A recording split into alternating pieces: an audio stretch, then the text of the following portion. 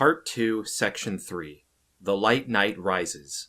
The troublesome case of plastic figures, virtual grappling hooks, and rubber nipples. While the 1992 image of the hideous penguin emerging from a sewer with dark saliva dripping from his mouth, or the sight of Catwoman stretching sensuously in her skin-tight costume had troubled the licensees and concerned parents, it was clear from the very first day of hiring Joel Schumacher that one specific target group had to be satisfied to ensure the film's future success: the toy manufacturers and burger chains, whose endorsement would probably restore the faith in Batman among America's parents. There is no better example of this new alliance between the merchandise producers and the filmmakers, a bond of trust that Tim Burton's team had considerably undermined, than the leading commercial aired in 1995 as part of a McDonald's campaign, the chief attraction of which was limited Batman Forever-themed glasses featuring the main characters from the movie. As if the very first line from the actual film was not enough to convey a new communion between the on-screen fantasy and a real-life restaurant. The commercial put extra emphasis on the fact that the Batman franchise is an integral element in their food range. The short clip sees a typical McDonald's worker asked by the manager to go to the storage room and find some straws. As the young woman is looking for them, she accidentally comes across a secret entrance to the Batcave, located just beneath an outlet. As the inadvertent trespasser navigates the fantastic scenery, she happens to see Batman himself posing for the collectible glasses as they are manufactured in his crime-fighting headquarters.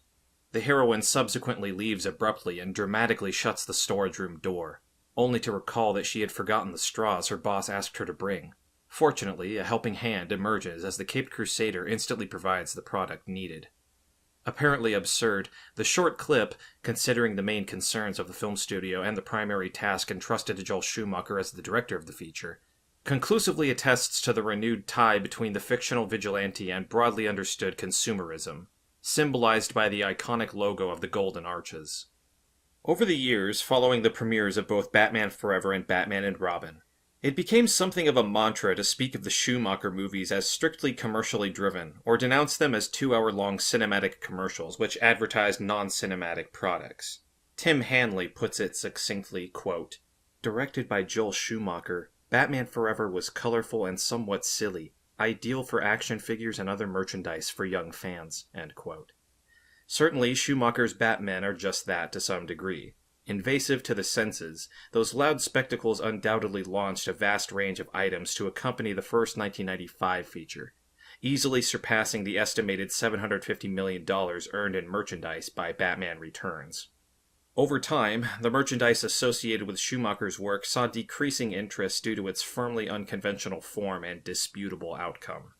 Nevertheless, even the most obscure and problematic instances accentuated the toyetic nature of Schumacher's productions, which made an effort to establish the presence of the equally unconventional Neon Knight through significant cute or toy knight components. In other words, when examining the trespassive bias of Schumacher's approach towards the Batman franchise and the overall feel of the official cinematic Batman under Schumacher, it may be worthwhile to consider the peripheral themes or secondary texts here, spanning action figures, video games, and eventually the intense dispute concerning the impact of the rubber nipples on Batman's seriousness. These latter tropes reflect the unusual but certainly novel understanding of how Batman may be interpreted in any given medium. The already cited Dan Fleming observed in his study of play involving movie merchandise that the very act of reimagining a toy as a post-spectacle object necessitated consent to grant the new spectacle owners some sort of control over the original narrative. Fleming notes that, quote, "These new narrative contexts had multiple narrative possibilities deliberately built into them from the beginning, with early established teams of characters and basic story structures that would generate endless plots around the characters. Children could certainly watch and read plenty of given examples, but were also being encouraged to extend those with their own variations," end quote. The users and the producers of such spectacle-related toys were increasingly aware of this fact, which is eloquently exemplified by the 1990s Batman films and the action figures and playsets manufactured by Kenner, beginning with the 1990 range called the Dark Knight Collection. Their products duplicated the cinematic counterparts, perhaps superficially at times, But with every new film, they expanded on points in the plot to afford more open scenarios than the original narrative. This is discernible in the essential range of Kenner's action figures following the respective waves of Batman Forever and Batman and Robin.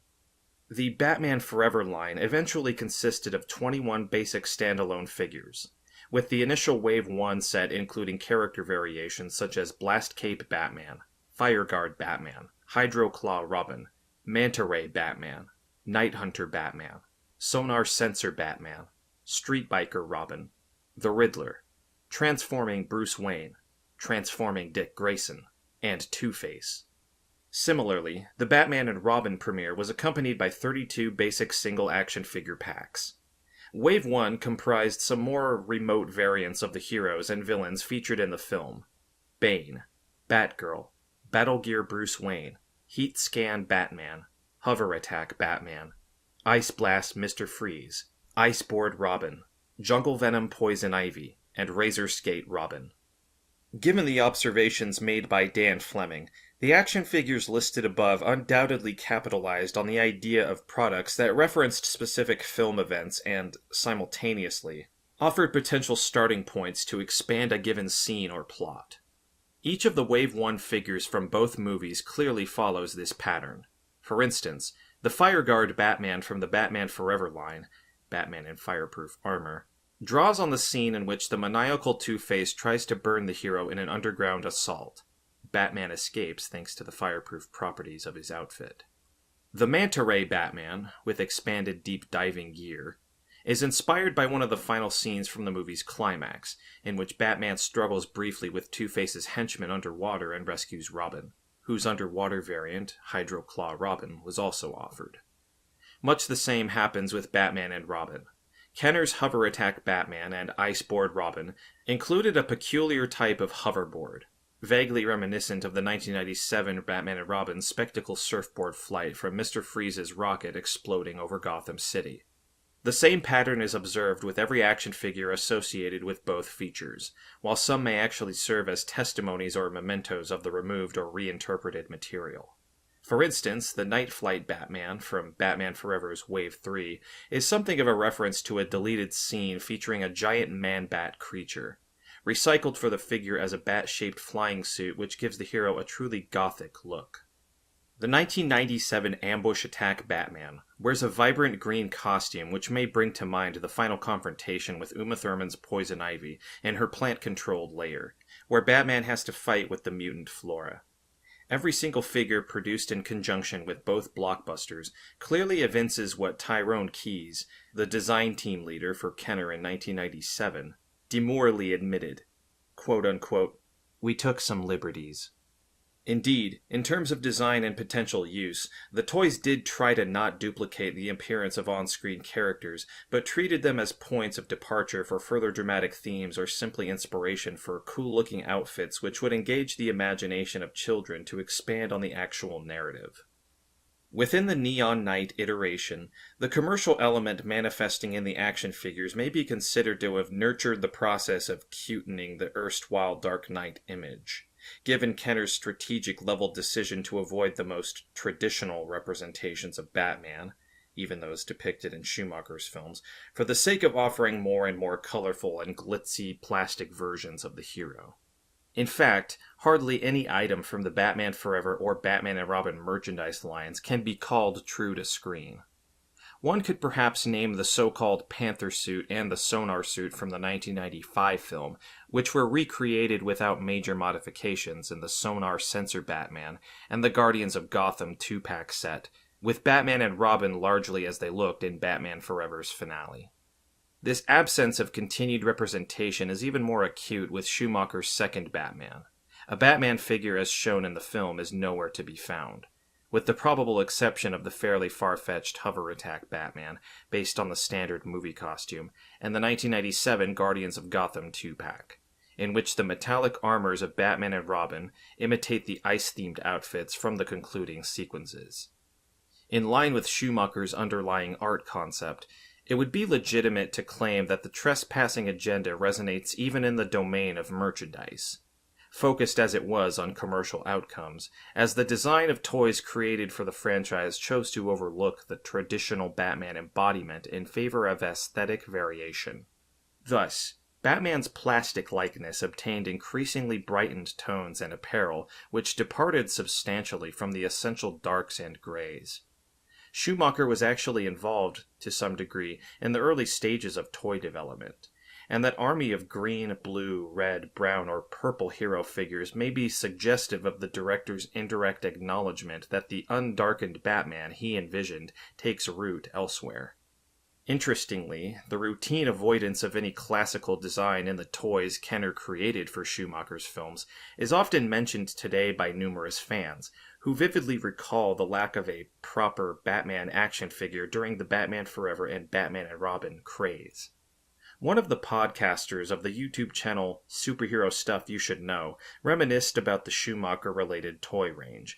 Quote, "These are pretty cool, but it did bother me as a kid when I would go to the store and, look at these. I had a bunch of Batman Forever figures, but it was like, why can't I just find Batman in the black costume? That's what I wanted." End quote.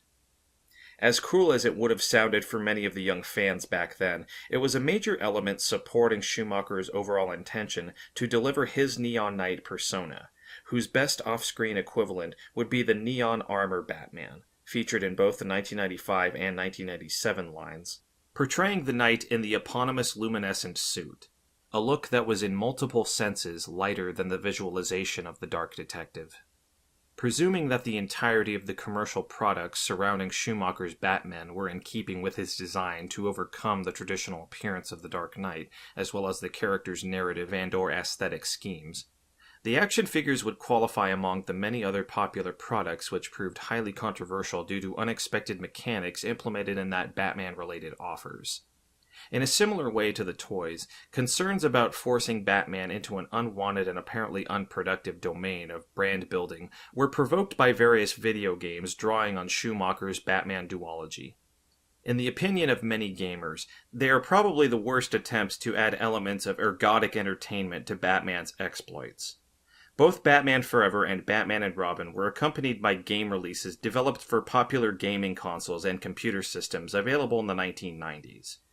The main game to accompany Batman Forever was essentially the same product formatted for the 8 and 16-bit platforms, including Super Nintendo and Sega Genesis, handheld devices from both producers, i.e. Nintendo Game Boy and Sega Game Gear, as well as personal computers running MS-DOS. In addition, the main publisher, Acclaim Entertainment, released another title for arcade platforms, also developed by Probe Entertainment. The classic iteration of the Batman Forever video game for home systems was a beat-em-up, an undemanding side-scrolling fighting game. A button masher, as some fans called it. One had to use the hit button very frequently during gameplay that consisted of wandering through every level to vanquish all the enemies and complete specific tasks, such as freeing bank hostages on Game Boy's Level 1, which referenced the first minutes of the 1995 film, in which Val Kilmer saves a bank guard, or respectively SNES Genesis first level, with Batman battling an army of the Arkham Asylum's lunatic inmates, which is loosely based on the scripted and filmed, but eventually cut, opening sequence of Two-Face's escape from the psychiatric facility for dangerous criminals. The game also featured minor RPG elements, limited to the strategy of selecting the arsenal, like the Bat Bola or Slippery Goo, for a particular location, and offered a cooperation mode, with two players able to play as Batman and Robin at one time, but the option was available only on the SNES and Genesis platforms. The arcade version, adapted later for the Sony PlayStation and Sega Saturn consoles, had a different quality altogether. Still a beat-em-up, the game was much more elaborate due to its eye-catching settings and exhausting pace, with swarms of endlessly charging enemies suddenly popping out from behind elements of the landscape. On top of this, there was the dizzying presentation of the character's power-up, filling the screen with stroboscopic extravaganza. Both versions, as well as the 1997 Batman and Robin sandbox adventure game, deserve a more detailed discussion. Therefore, the following paragraphs will focus on the first interactive version of Batman Forever, since it epitomizes the concerns about, as well as revealing some encouraging aspects of, the attempts to play up the Neon Knight in the Schumacher era. Since its first release in 1995, the basic virtual adaptation of Batman Forever maintains its rather regrettable status as one of the worst superhero games of all time and, frankly, one of the worst games in general. Subsequent generations of gamers and reviewers consistently cite the same shortcomings of this product. Widely known for its rather unattractive visuals and discouraging appeal, which may sound ironic given the original criticism of the style over substance approach in the motion picture on which that particular game was based. More recent reports concerning the game, published, for instance, by the YouTube channel Movies to Video Games Reviews, succinctly restate its incontrovertible main disadvantages. Quote, "Some of the worst play controls and play mechanics ever found in a game. Using gadgets, fighting, and navigating through levels is a real chore. This game is not fun at any point. It's overtly difficult, has horrible controls, awful level designs, and all you do is fight the same enemies over and over again." End quote. Admittedly, over the years, Batman Forever has gained a reputation for one of the most frustrating gameplays ever created, mostly due to the very unintuitive and unnecessarily complicated system of controlling the character, which makes even basic movements a difficult task. It has become something of a standing joke among the gamers that the very first stage of the opening level is an unmitigated conceptual nightmare, where the main challenge is not merely to overcome the incoming enemies, but to master a simple gadget which is nonetheless vital for the rest of the game: the notorious Bat grappling hook, which helps Batman or Robin reach a structure or object above. Unfortunately, the counterintuitive combination of buttons required to use the rope, select, and up in a very precise order is exceedingly confusing, while the level gives very little indication about where the grappling hook should be used to get to a higher floor. So at first the game may seem unplayable, as the player is simply stuck at the end of the first hallway. Despite its rather disappointing final form, Batman Forever for SNES and Sega Genesis was extensively advertised in 1995. The main element in its advertising campaign was a short television commercial showing a few snippets from the actual game and a dramatic micro-narrative about Batman and Robin, both presented as stuntmen in costumes as in the film, catching a fugitive from a prison. This quite effective and protreptic sequence was supplemented with the standard recital of the most exciting features of the game, at least according to the advertisers: a chance to team up as Batman and Robin, find many hidden surprises, see incredible 3D graphics, and explore over 80 levels with 125 awesome attacks. The advert culminated with a catchy tune and a chorus. "You can run, there's no escape. You can hide, that's his fate. You can fight with all his might and never win. When good battles evil, the real game begins." Given the actual quality of the game, such advertising material is even more misleading when it turns out that the alleged highlights are effectively compromised by the awkward and underdeveloped mechanics. However, the inferior experience of the controls notwithstanding, the premise of the game deserves some sort of recognition. If only in view of the developer's intentions, attempt to deliver Batman Forever as an ergodic tie-in to popular cinematic content based on an interesting idea, making it possible to enrich previous Batman-related games by surpassing their generic and mechanical setting with unexpected input. With both Tim Burton's Batman films, efforts were made to translate the diegetic cinematic works into interactive games for the third and fourth generation of home consoles. Batman and Batman Returns inspired around 10 different attempts at a virtual interpretation of the original films. Essentially, all contemporary game systems received at least one adaptation of either feature, most of which followed the pattern of action-oriented, side-scrolling gameplay with the occasional modifications available with individual platforms. The list includes Batman 1989 for Amiga, Amstrad CPC, Apple II, Commodore 64, MS-DOS, ZX Spectrum, Batman 1989 for Nintendo Entertainment System, Batman 1990 for Game Boy, Batman 1990 for Sega Genesis and Mega Drive, Batman Returns 1992 for Game Gear, Genesis, MS-DOS, NES, Atari Lynx, and Batman Returns 1993 for Super Nintendo, Master System, Sega CD, and Amiga. Importantly, each of the above would have to be analyzed on its own merits, since the 1989 Batman for NES is drastically different from the 1990 Batman for Sega Genesis, or the 1989 handheld Game Boy version due to distinct game and console engines, as well as completely different sets of aesthetic and controlling paradigms. In relation to the aforementioned Batman Forever game for home systems, it may be crucial to highlight the most iconic and fairly universally acclaimed of the previous ergodic extensions to Batman films, i.e., the 1989 Batman for NES and 1993 Batman Returns for SNES, which even today stand out as the most successful renderings into the 8 and 16-bit environment. As already noted, both could be classified as a side-scrolling action game genre-wise, meaning that the gamer's main task is to move forward, or in this case towards the right of the screen, and eliminate the enemies trying to attack Batman's virtual avatar. However, these particular attempts enhance the straightforward formula, with new possibilities for exploring the story worlds adapted from the movies. In the NES Batman, this unconventional component involves a more platform-oriented movement within each level, as the traditional left-to-right mechanics are supplemented with a range of possible vertical motions, which necessarily include abilities such as wall jumping.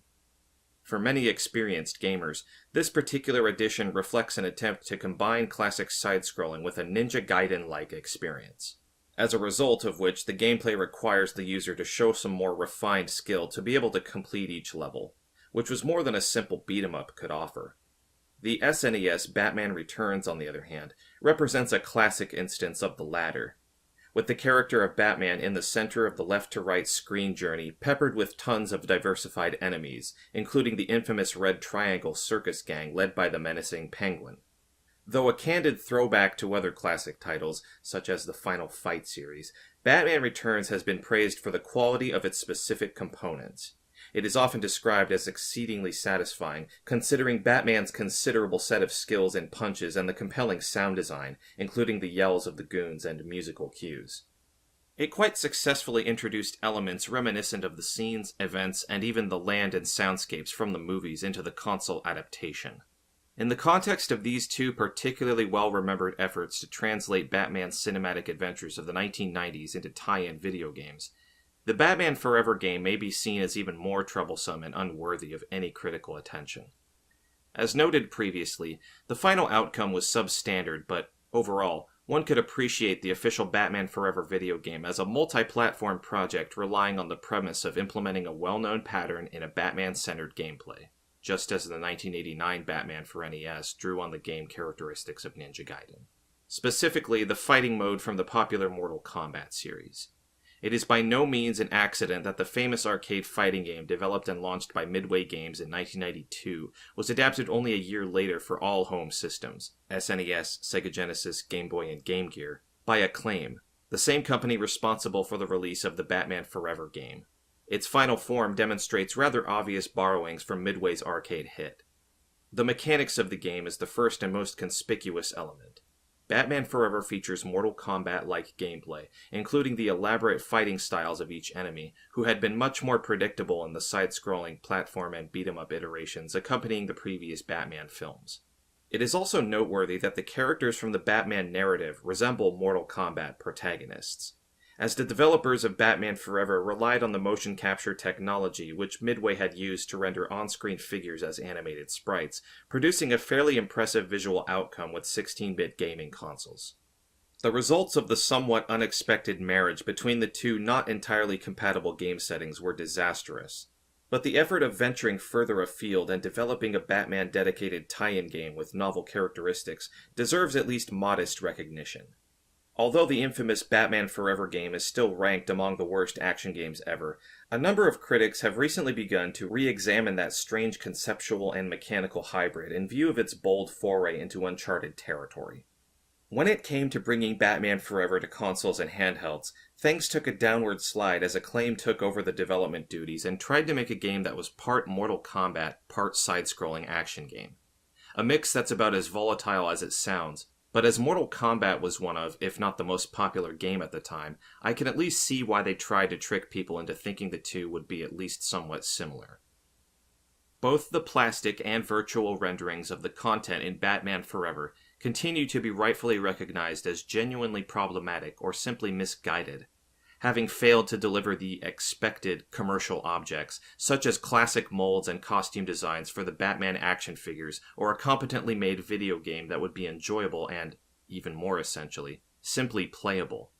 However, in a broader context, these two cases appear to share a common trait concerned with the general concept of Schumacher's Batman. As already observed, merchandise in the shape of action figures and the video game projects arguably constituted supplementary material in constructing the Neon Knight as an audacious variation that goes way beyond the most commonly accepted versions of the Dark Knight. Instead, what one got was an odd range of nonsensical products, like the rainbow-colored Batman figures with absurd gadgets, or a console game that, besides its crippled engine, was just a bizarre experiment in expanding the scope of gameplay. And yet, those two instances serve as non-diegetic ingredients in Schumacher's version of the Neon Knight as, once again, a variation may be technically flawed or aesthetically objectionable, but is still a counter-proposal to the most obvious conceptions of Batman, even in the strictly commercial settings. In any case, that peculiar set of confusing toys and deficient game designs is a secondary issue to the much more unsettling choices Joel Schumacher made with respect to the movies, accomplishing what is widely considered the most incongruent cinematic portrayal of the Dark Knight, who thus transformed into the Light Knight. As the title of this chapter suggests, the triad of the most often criticized aspects of Schumacher's Batman embodiment is epitomized by three elements that many find to be the most accurate metaphors of his overall vision. The plastic figures, denoting the immoderate marketing and merchandise, virtual punches and grappling hooks, referencing the underwhelming quality of the video games originating with the films, and finally, the most notorious of all, the conspicuous rubber nipples on Batman's movie outfits, which countless critics of Schumacher have cited over the years as a blatant act of misunderstanding the character. Joel Schumacher would explain the rationale behind his artistic choice on many occasions. It was an attempt to forge an on-screen presence of Batman as a continuation of the antique representations of immaculate naked bodies and male torsos. This, however, will not be the main concern of this section, as it may be more productive and innovative to determine what that particular visual manifestation of Batman could have possibly contributed to the character as such, instead of focusing on the much-discussed over-sexualization with a strong homosexual undertone. This specific aspect of Schumacher's interpretation, the inclusion of corporeal detail, circles back to our central question concerning the limited capacity to accept distinct variations or singular interpretations of a beloved fictional character. There is a large repertoire of presumed conventions that an acceptable interpretation should follow to be respected as accurate. Apart from the already discussed properties like the color palette or the general mood of a Batman-centered aesthetic, there is an element which raises objections given the Dark Knight visual paradigm of the hero, for whom prominent rubber nipples are a direct attack on the character's somber appeal. Still, the real question is not whether Batman should have visible nipples on his costume, but for what reason. The undisputable rejection of the mere possibility that such anatomical detail is featured in the hero's costume evinces the allegiance of the most dedicated fans to the principles and standards which entail a limited range of possible portrayals of Batman, in keeping with the canonical interpretation that favors the traditional Dark Knight iteration. With regards to the specific act of emphasizing that unorthodox detail of Batman's appearance, it may be crucial to understand the reasoning behind such an artistic choice as opposed to its correctness, dictated by more or less flexible notions of the character. Consequently, Schumacher's problematic rubber nipples constitute an act of cultural and artistic trespassing, which violate the constraints of Batman's representation as well as the more universal imagery of an action hero in popular media. Thus, the queering aspect of Schumacher's Batman does not revolve around sexual connotations or homosexual fantasy that needs to be exposed and dissected. It is all about the progressive challenge with which Schumacher confronts the portrayal of the male superhero in general. Crucially, one has to approach Schumacher's Batman as an element of a broader question about the visualization of male and female characters in popular culture of the 80s and 90s, so as to eventually account for the rubber nipples.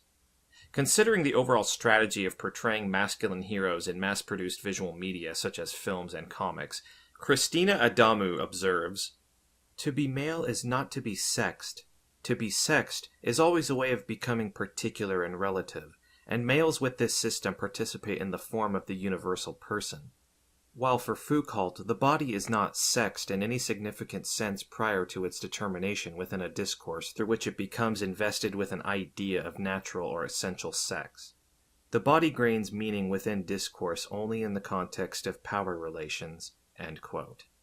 The very act of sexualization, to explicitly manifest one's sexual attributes, or used as a technical measure to capture specific traits of a sexualized character, as conceived by Laura Mulvey with respect to cinematic voyeurism, translates directly, as Adamu explains, into character building informed strictly by the polarity of dominance and subordination, in which the alleged manly superhero has to be the dominant figure, i.e., he cannot be made visible by means of the overtly sexualized attributes or details typical of the superhero's love interest, who substantially depends on her savior.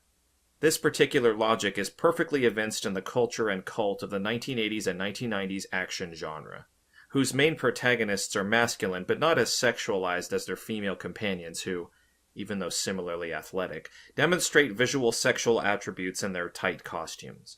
In all likelihood, the best material to explore the issue are the popular American superhero comics created by major artists of the 90s, such as Jim Lee, Mike Deodato, Rob Liefeld, and Todd McFarlane, who were quite notorious for exploiting that approach in the popular DC and Marvel series such as Wonder Woman, Thor, and X-Men. A strong opposition between the physically attractive male characters with excessive muscle and sexually attractive female characters with overabundant erotic appeal shaped a general landscape for a similar division in portraying both genders in any form of popular fiction in the 90s, including even animated shows for children such as Teenage Mutant Ninja Turtles, where the female protagonist who accompanies the Turtles, April O'Neil, displays a tempting cleavage. This striking contrast between Schumacher's conceptually and graphically sexualized, frivolous Neon Knight and the dominant model of Batman as the 1990s Dark Crusader and his graphic companions can be seen vividly by looking at the actual content of the Batman-related comic books published in 1995 and 1997 around the premieres of both Schumacher's movies, as well as the overall vibe of Batman's graphic exploits throughout the 90s, significantly exploring the dark, ergo male, elements of the Dark Knight's mythos. And so, in June 1995, the month that Batman Forever hit American screens on June 16th, new fans of the character, possibly inspired by the film, could actually face a disturbing dissonance by flicking through the Batman comics, as the main titles back then had basically nothing to do with the neon aesthetic of the actual motion picture.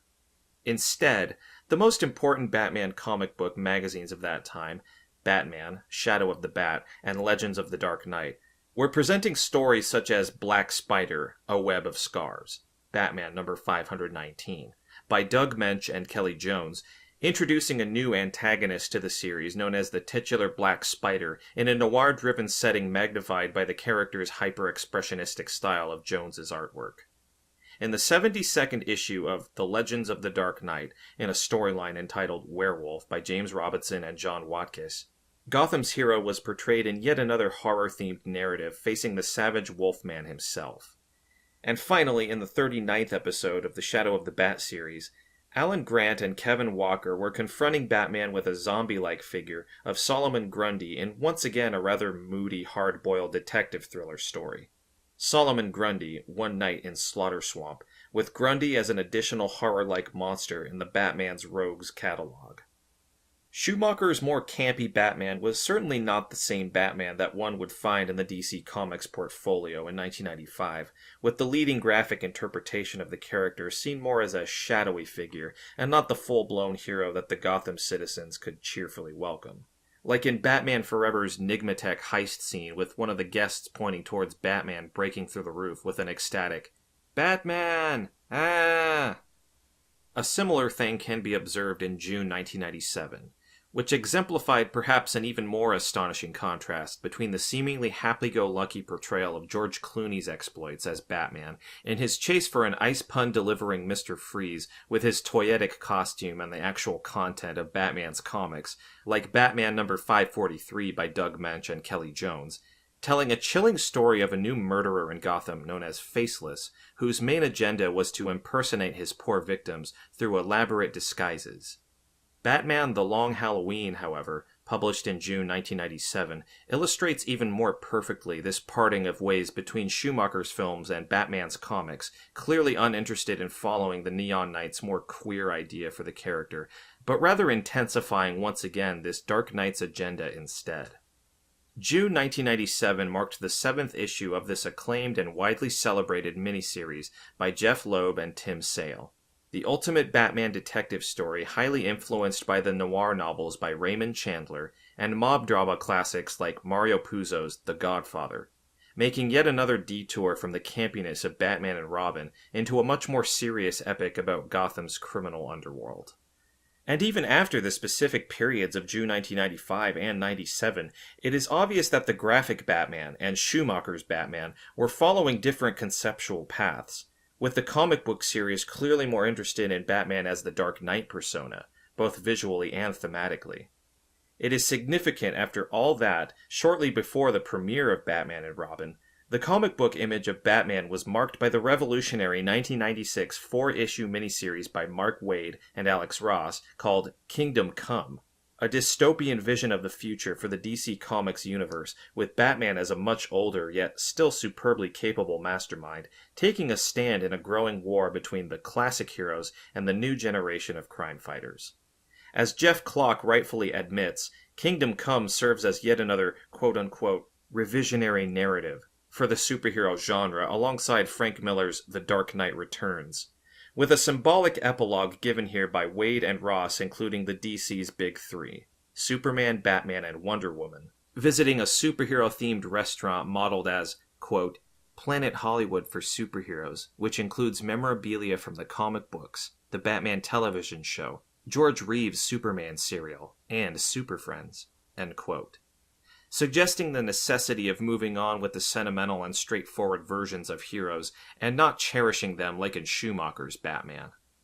And finally, can there really be a more significant act given by Schumacher himself in this process of removing Batman outside the dominant setting of 1990s comics than the director's treatment of Bane, the iconic villain of the 20th century's last decade in Batman comics, as the main antagonist of the groundbreaking storyline for Nightfall, starting in April 1993, and his standing as the one rogue that successfully broke Batman both mentally and physically?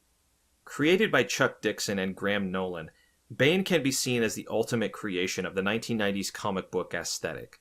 The master villain portrayed as a wrestler or even a luchador-like type, of excessively muscled brute with a hairy chest seen clearly through his rather skimpy shirt, and posing a real challenge to Batman as an equal to him in both intelligence and martial arts skill.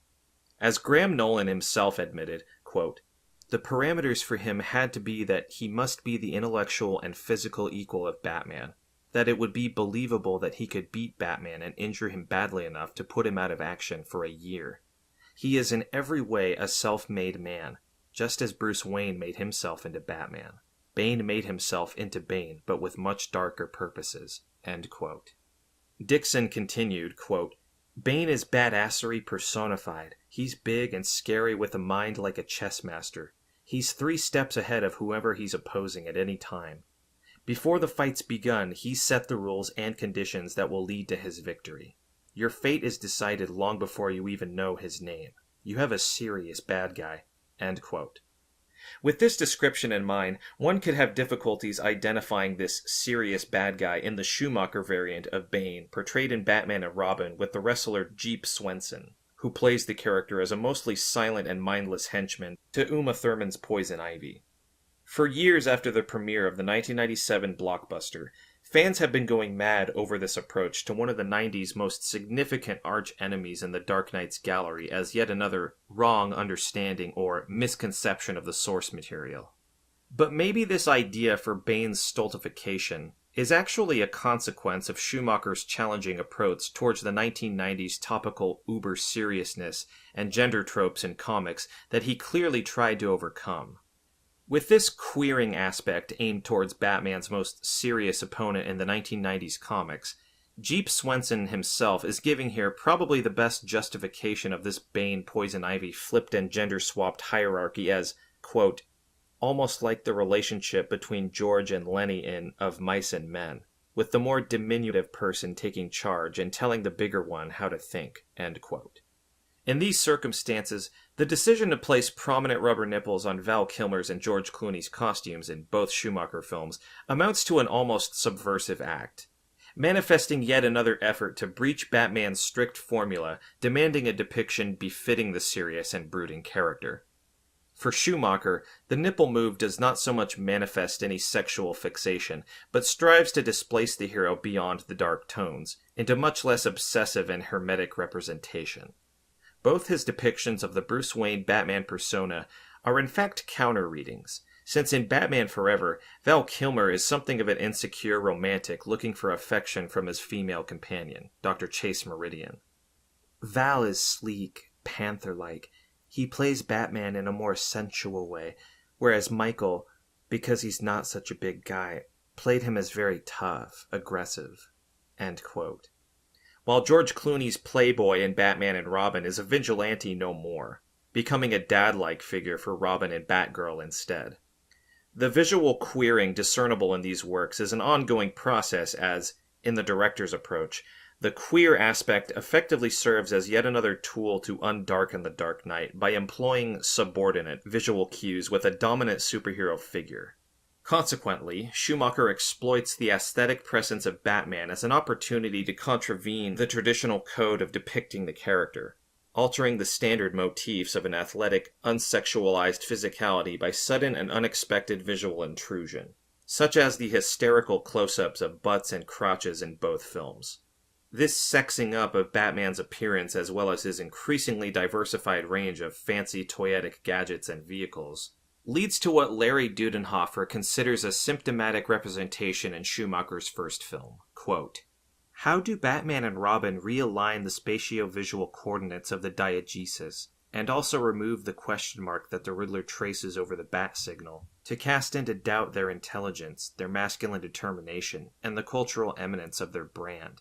They inundate the screen with sexier tools, weapons, and vehicles, with Robin steering a sleeker Batboat to the shores of Claw Island, and Batman flying a new Batwing across the waters, one that can transform into a submersible." The nippling of Schumacher's Neon Knight goes much farther than merely breaking the visual standards of portrayal applicable to that hero.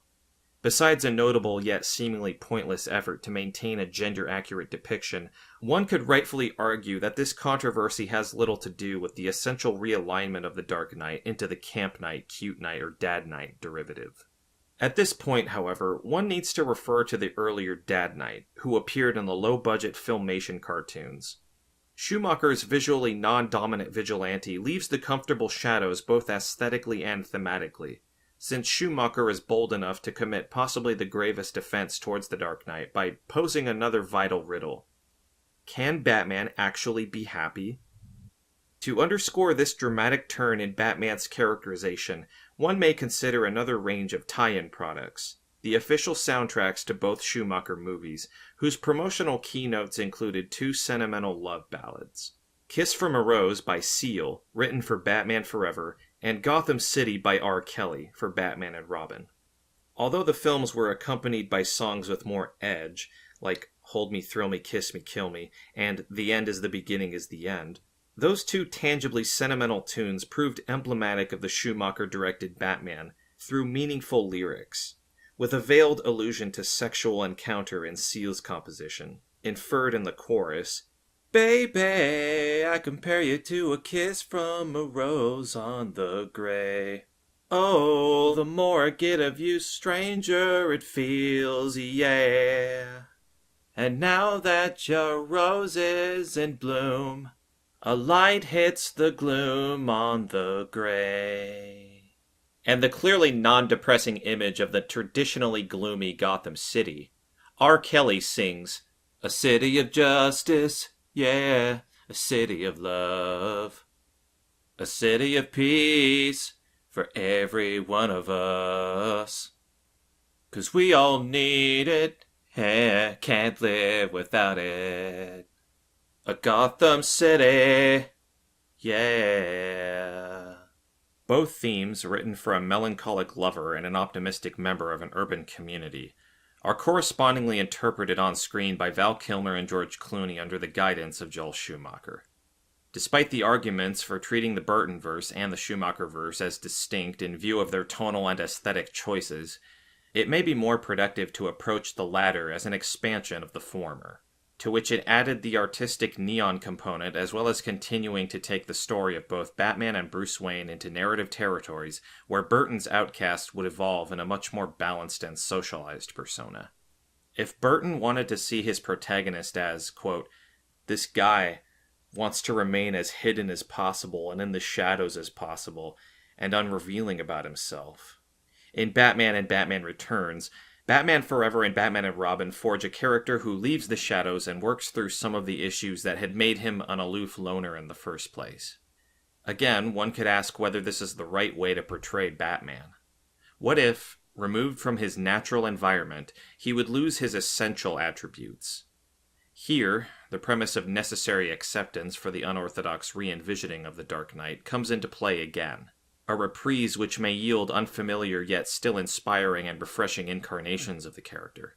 This is precisely the case with Schumacher's films, which may be disparaged for how their themes were ultimately executed, but it would be unfair to deny the director the right to look for his own taste of the character, even though it may be situated outside the mandatory domain of Batman's previous installments. Questionably, Joel Schumacher's Batman is the one who resonates with Joel Schumacher as an individual, especially considering what the screenwriters for Batman Forever, Janet and Lee Batchelor, share. Quote, Tim is a very gentle, erudite man. He's quiet, he seems a little shy. He's full of enthusiasm, and there's a childlike quality in the very best sense that comes out in all of his work. Joel has that to a certain extent, too, although he manifests himself differently. He's a New Yorker and just looking more like a cosmopolitan guy.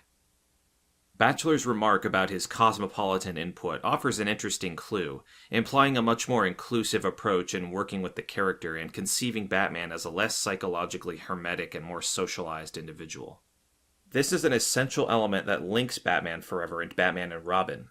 An effort to envision both Batman and Bruce Wayne as living parts of their private and public ecosystems. A definite step forward in comparison to Burton's much more socially awkward persona. In Batman Forever, the post-Burton lone Avenger finally develops a relationship with his partner in trade when Robin appears, which Schumacher conveys in two significant shots, showing Robin reach for Batman's hand after the confrontation with Two-Face, and the reversed gesture in Batman's climactic dive to save his companion in the Riddler's lair. In addition, there is the character's refreshing experience of genuine love involving Dr. Meridian. After all, Kilmer's Bruce confesses to Alfred in one scene, "I've never been in love before, Alfred," as a further illustration of the slow progression in Batman's emotional makeup. With the dominant trope in Schumacher's Batman films as the main hero's journey to abandon, figuratively speaking, his mental and emotional Batcave and open himself up to other people, which one can see as the shift from Burton's shy impersonation to Schumacher's cosmopolitanism, it is a real shame that the final cut of Batman Forever didn't contain the highly meaningful scene commonly referred today as the Secret of the Batcave, or the Man-Bat scene, which was actually shot and is widely available today through almost all the DVD and Blu-ray editions of the film. This cut material comes from the third act of the movie and shows Bruce Wayne healing after the previous brutal raid by the Riddler and Two-Face in Wayne Manor. As Bruce is trying to regain his strength after being shot by Two-Face, he enters a hidden part of his hideout that appears to be the exact place that young Bruce had fallen years ago and decided to accept his vengeful mission. The fallen hero then finds here his father's journal, a red book that was mentioned earlier in the film as Thomas Wayne's private memoir, which ended with the tragic deaths of Dr. Wayne and his wife. In the official cut of the movie, the red book is simply an item that Bruce mentions during his conversation with Dr. Meridian in the still progressing process of accepting the irreversible loss of his parents. The more elaborate scene that was eventually cut from the movie, however, gives a much more complex storyline as Wayne, just before heading to his final confrontation with the Riddler and Two-Face, gains here a chance to confront his inner demons and the fears that are destabilizing his personality throughout the film. Looking at the last entry written in the journal by his father, Bruce finds the following sentence. Bruce insists on seeing a movie tonight, but Martha and I have our hearts set on Zorro, so Bruce's cartoon will have to wait until next week. This simple yet quite revolutionary idea planted by the screenwriters of Batman Forever gives Batman a final resolution to all his guilt and broodiness following Wayne's incorrect assumption that he was responsible for his parents' tragic fate. Moreover, by finally facing Bruce Wayne's past and rediscovering the actual origin of his Batman persona, Schumacher is letting Batman leave his grim personality and guilt-driven understanding of his mission so dominant in the traditional Dark Knight's depictions. Visually, this moment of heading into a new understanding of his finally balanced character is portrayed here by an astounding encounter between Wayne and a giant man-sized bat creature emerging majestically from the cave's darkness. In just one brief yet iconic moment, Bruce and the bat face each other, with both figures spreading out their arms, wings in an act of almost perfect reflection. This communion between man and bat is probably the most significant, but paradoxically not existing in the final theatrical footage. The moment of the Schumacher-helmed cinematic curatorship over Batman as the Dark Knight is finally able to leave here his dark attitude of being a vengeful crusader for a much more affirmative and optimistic idea of actually enjoying being Batman. With Wayne leaving the cave after this revelation with a smile on his face, it's not hard to interpret this whole sequence as a breakthrough in the entire Batman cinematic franchise mythology, as the hero realizes that he should not be seen anymore as an effect of his inner rage, but rather his inner need to bring hope and justice. Hence, this deleted material actually completes one minor yet significant hint from the earlier part of the movie when Wayne visits Dr. Chase Meridian's office for the first time and asks about the ink blot image hanging on the wall. "You have a thing for bats?" In response, he hears, "Oh, that's a Rorschach, Mr. Wayne. An ink blot. People see what they want. I think the question would be, do you have a thing for bats?" The answer is yes. Bruce Wayne is Batman, not because of his guilt or some bat-related trauma, but because he truly likes the role and imagery of the bat-shaped hero. Batman's responsibilities are not a burden, after all, instead serving as the compatible component of Bruce Wayne's private life, with both sides to be celebrated and not suffocated. The shift from his original introversion goes even further in Batman and Robin, whose subplot culminates in the first-ever cinematic Bat family. Not to mention the truly personal and heartwarming interactions between Clooney's Batman and Michael Gough's fatherly Alfred during the latter's terminal illness. Both topics are referred to in the 1997 main narrative. In two significant conversations between Bruce and Alfred concerning Batman's need to control everything and everyone around him, as Alfred explains Robin Dick Grayson's stubborn attitude. "Despite all your efforts, you are still a novice in the ways of family. Master Dick follows the same star as you, but gets there by his own course. You must learn to trust him, for that is the nature of family." Finally, the butler advances what is possibly the best diagnosis of the Caped Crusader's core idealistic motivation, rooted profoundly in the loss of his loved ones. "Death and chance stole your parents, but rather than become a victim, you have done everything in your power to control the fates. For what is Batman, if not an effort to master the chaos that sweeps our world? An attempt to control death itself." The two essential themes in Schumacher's Batman could be summarized as follows. In Batman Forever, a major storyline illustrates how the protagonist seeks some sort of balance in sustaining his dual identity, as Batman begins to predominate over the non-heroic alter ego. Whereas in Batman and Robin, the undarkened knight is finally shown as an individual who had already transcended his traumatic motivation and pursues his vigilante quest not out of revenge, but rather as a consciously assumed duty to ensure Gotham City's well-being. All four movies, directed by Burton and Schumacher, reveal a story arc in which Batman in 1989 is initially a figure taken nearly straight out of a horror story, who then demonstrates greater openness towards the equally mentally disturbed Selina Kyle in 1992, faces his unresolved character dichotomy in 1995, and then confronts the Riddler and Two-Face, whose respective goals are to destroy the superhero and the Playboy personas. Ultimately, it focuses on Bruce Wayne Batman as a bona fide protector of his newly found Bat family in 1997, while the subplot of Alfred's imminent passing marks Bruce's symbolical transition from someone who needs wise assistance to someone who realizes that now his young protégés require his support and mentoring. Schumacher's concluding notion concerning Wayne and Batman is epitomized in the final scenes in both movies.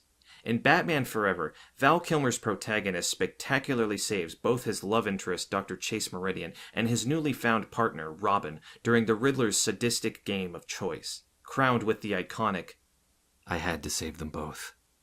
You see, I'm both Bruce Wayne and Batman. Not because I have to be. Now, because I choose to be." In the final scene of Batman and Robin, George Clooney's Batman stands over the defeated Mr. Freeze and delivers a speech that may be construed as an implicit commentary on the whole Batman quadrilogy and the slow recovery of the Dark Knight from the vengeful and brutal Noirmare Knight towards a family-oriented iteration in Schumacher's Neon Knight. Vengeance isn't power. Anyone can take a life. But to give life, that's true power. This particular Batman finally enjoys being Batman, leaves his childhood trauma behind, as well as moves out of the reclusive Batcave, an image that very aptly reflects Schumacher's feat of trespassing on the only territory that Batman fans definitely consider a forbidden no man's land, the realm of the Bright Dad Knight. Regarding the final reinterpretation of Batman delivered by George Clooney, Schumacher recalls, "I felt since we were going to make another one that we needed to be progressive. I wanted to get away, and the reason I chose George is I very much wanted to get away from the dark, brooding, self-obsessed, narcissistic Batman, and give the audience, especially the young audience, a Batman who is more enlightened, who perhaps thinks of others first." This idea could evolve even further if the eventually scrapped plans for the next of Schumacher's Batman projects after Batman and Robin materialized. As Gary Collinson reports, even before the premiere of Schumacher's second installment, the Warner Brothers studio was interested in giving the director a chance to helm yet another sequel, which was discussed quite deeply by Batman's fandom over recent years. According to Collinson and numerous other reports, the main screenwriter for Batman 5, scheduled for release in summer 1999, was Mark Protasevich, whose initial script was commonly referred to as Batman Unchained, although a competing title, Batman Triumphant, had also emerged as a result of fan-made screenplays floating around the internet and trying to follow Protasevich's hints about his draft. What transpires from some existing, exciting clues about this eventually abandoned project is actually a fascinating idea for Schumacher's third take on Batman, being at the same time almost an Avengers Endgame type of an assemble movie trying to sum up the whole of Batman's cinematic franchise of 89 through 97. As in the previous Schumacher blockbusters, Batman Unchained was supposed to include yet another pair of main villains, with Scarecrow and Harley Quinn as the leading antagonists. With some rumored casting choices for both rogues, an interesting list of names such as Nicolas Cage, Steve Buscemi, Robert Englund, Jeff Goldblum, Ewan McGregor, and even the popular rapper Coolio appear as possible candidates for the role of the fear-obsessed scientist Dr. Jonathan Crane Vel Scarecrow. Courtney Love and Madonna were also rumored to be Schumacher's top choices for Harley Quinn. A creation from Paul Dini and Bruce Timm introduced in the Joker's Favor episode of Batman the Animated Series in September of 1992 as Joker's henchwoman, reimagined for the Schumacher version as Joker's daughter. Some other minor casting predictions, like Martin Short's idea for the secondary role of a Mad Hatter villain, were also circulating, suggesting a possible new character build-up for the expansion of a new wave of Batman films after Batman Unchained Triumphant, with a new set of villains that would continue the Burton-Schumacher line in the eventually never-to-happen future. What is interesting about this finally scrapped project of 1999's Batman 5, however, is its actual place in the continuity of a Schumacher-helmed franchise, serving as yet another attempt from the director to resolve one of the most troubling legacies of the 1990s Batman films, namely, Batman's willingness to take the lives of his enemies, like the Joker or Penguin in Burton's movies and Two-Face in Batman Forever. By looking at some minor details about the Protasevich take, there appears to be a plot that would combine Harley Quinn's efforts to avenge her father's death in the 1989 movie with Scarecrow's deadly fear toxin that was meant to make Batman have nightmarish visions of all the villains that he consciously or randomly killed throughout the franchise, with respective cameos from actors like Jack Nicholson and Danny DeVito to be expected. Although it is quite difficult to discuss a project that was never fully developed, these few ideas provide a thrilling taste of Schumacher's final installment to his trilogy, seemingly still following his willingness to exorcise Batman's darker tropes and previous sins during his confrontation with a complete gallery of his on-screen villains. As Protasevich admitted recently, quote, "Joel wanted to tie up all of the films, the Tim Burton films and his films, building up to this moment. The unchained or triumphant aspect of Batman as signaled in these semi-official or strictly fan-generated titles could eventually mean the definitive closure of Schumacher's take on the main character, letting Batman rise beyond his quite often deadly depictions and narrative chains of being a death-bringer to his enemies in the earlier movies, and to triumph as the much more positive hero which Schumacher was heading towards in his two previous productions.